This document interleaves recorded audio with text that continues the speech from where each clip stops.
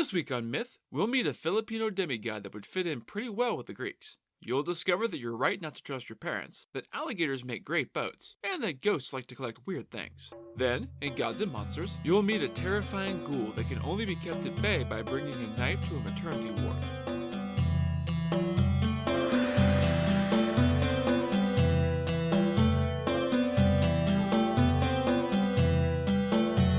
This is the Myths Your Teacher Hated podcast, where I tell the stories of cultures from around the world in all of their original, bloody, uncensored glory. Modern tellings of these stories have become dry and dusty, but I'll be trying to breathe new life into them. This is episode 50, Beetlejuice. As always, this episode is not safe for work.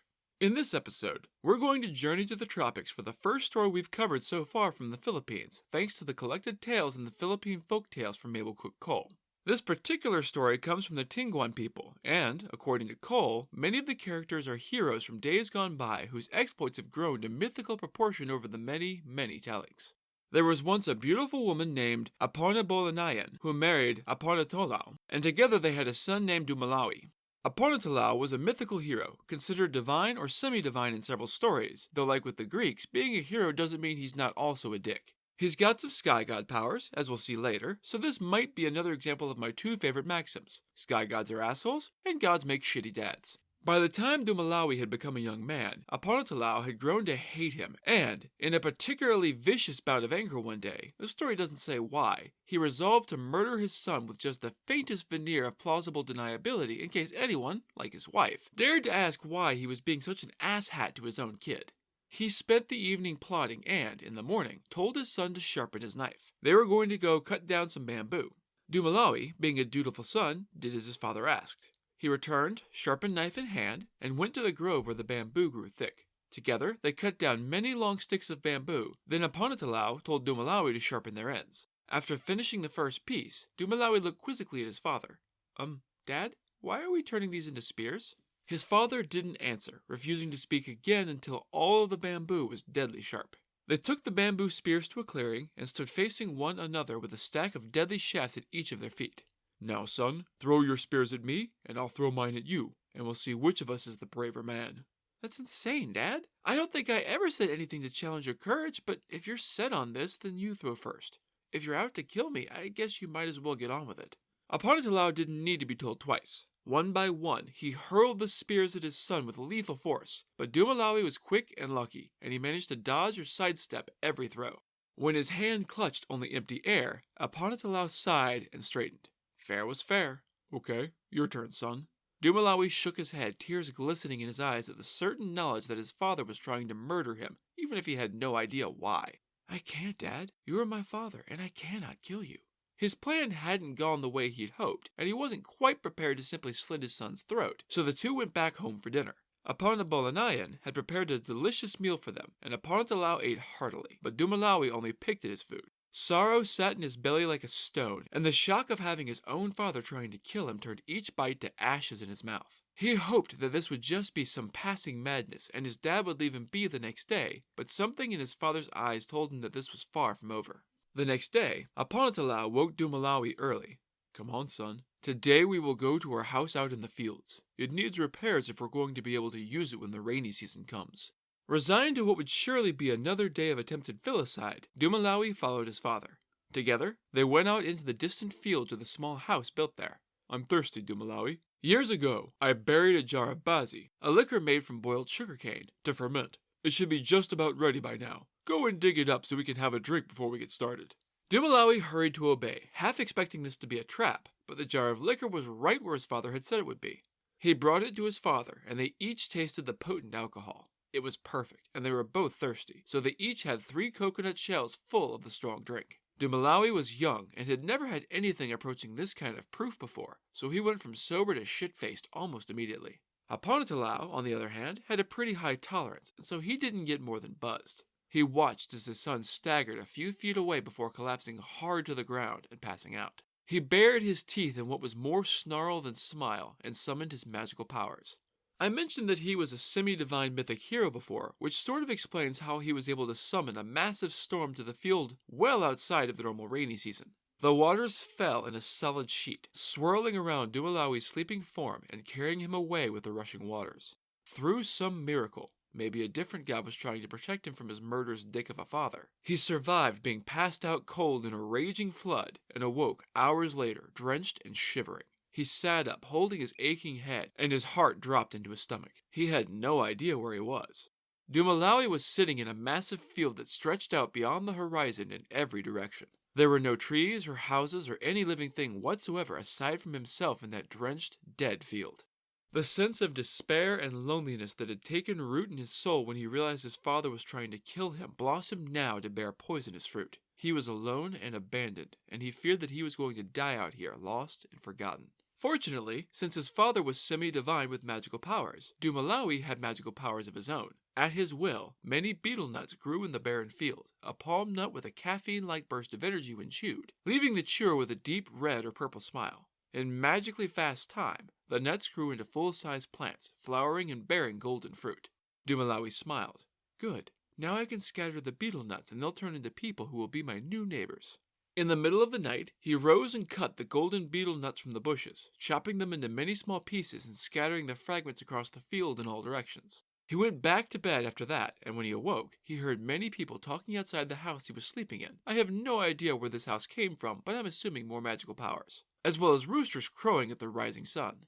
Grinning at his success, Dumalawi went out into the morning to meet all of his new friends. He met everyone that morning, but one person in particular occupied his thoughts long after he left their yard in the brand new village, where it doesn't seem that the brand new people had any idea that they were newly sprung from magical nuts. He spoke at length with a beautiful maiden named Dapala-san and her parents, and she was all he could think of, even after leaving to meet the rest of the village. Before the morning was over, he had decided that he loved her and wanted to marry her. He went back to their home and asked her parents for their permission. They were hesitant at first, though only because her parents feared that Dumalawi's parents might not like the match. He quickly explained that his parents had tried to murder him and didn't really give a shit about him or what he did anymore, and this put their minds at ease and they consented. They married not long after, and the couple decided to perform a ceremony for the spirits. Dapila-san sent for the betel nuts covered in gold, which were brought to her. With this next bit, I don't know if it's because Dapila-san had magical powers for some reason, if the betel nuts themselves were magic, or if she had some affinity for the nuts, since she had sprung from them not so long ago, but somehow she had magic. She ordered the nuts to go and oil themselves, then to go and invite all the people in the world to come to the ceremony. Shockingly, they do exactly that. Back at Dumalawi's childhood home, Aponabolanayan sat alone in her house, mourning the loss of her son. Out of nowhere, she was seized with the desire to chew a betel nut, which wasn't something she usually cared for. What's happening to me? I haven't eaten anything since Dumalawi disappeared, and I didn't expect to find my appetite again until he returned. Shrugging and not willing to fight the urge, strange as it was, she stood and pulled her basket down off the wall. Inside, she found a betel nut covered in gold. She laid it on the counter and picked up a knife to cut it, but something strange happened. The betel nut spoke up. Please don't cut me, miss. I have come to invite you to the ceremony being hosted by Dumalawi and Dapala-san, who are husband and wife. This news made Aponabolanayan happy for the first time since Dumalawi had vanished. She knew now that her son lived, and she fully intended to accept his invitation to go see him. She told everyone in her village to wash their hair and prepare to go to the rite, and everyone thought this a fine idea. They washed their hair and cleaned their clothes, then started for the new home of Dumalawi. Aponatalao followed the crowd, but he alone did not seem happy at the prospect of seeing the young man alive and well. He'd been ecstatic when it seemed that he'd successfully killed his son without arousing much suspicion, or at least nothing anyone was willing to confront him with. But his son had apparently survived somehow. The others steered clear of him, for he looked like a madman. They came to a river which looked impassable, but Dumalawi had thought ahead. He sent a huge group of alligators to take them across safely.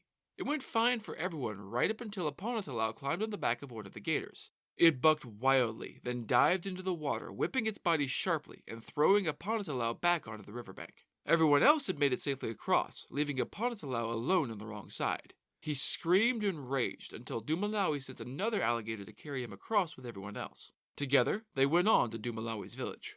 Once everyone was settled, Dumalawi had food brought out, and Dapala-san passed Bazi around in a small jar that looked like a fist made out of clay. She went person to person, and each guest drank a cupful of the sweet wine, but the jar was still a third full at the end. Once everyone had a chance to eat and drink, Aponabolanayan stood to speak, and everyone else fell silent.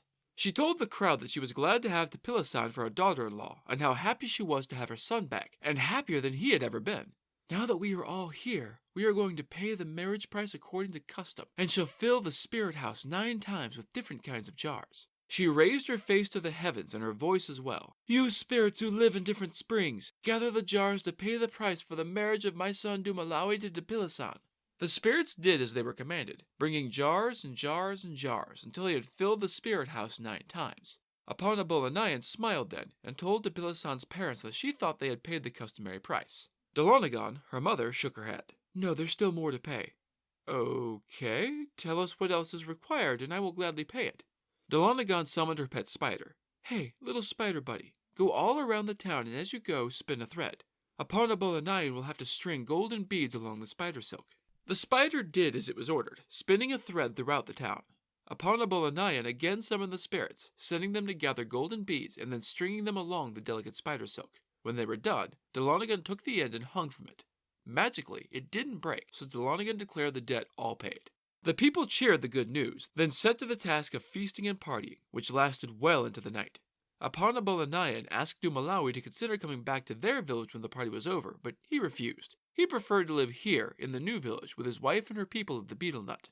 And that's how it ends. It's pretty anticlimactic, and it pretty much resolves nothing. Dumalawi's father still seems to hate him, and is never punished for his attempted murder of his own son.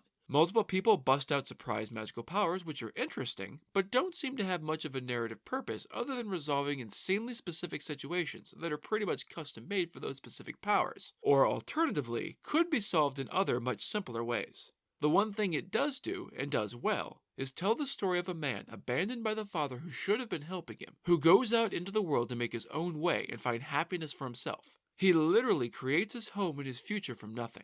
With Dumalawi and Depilisan enjoying wedded bliss, it's time for Gods and Monsters.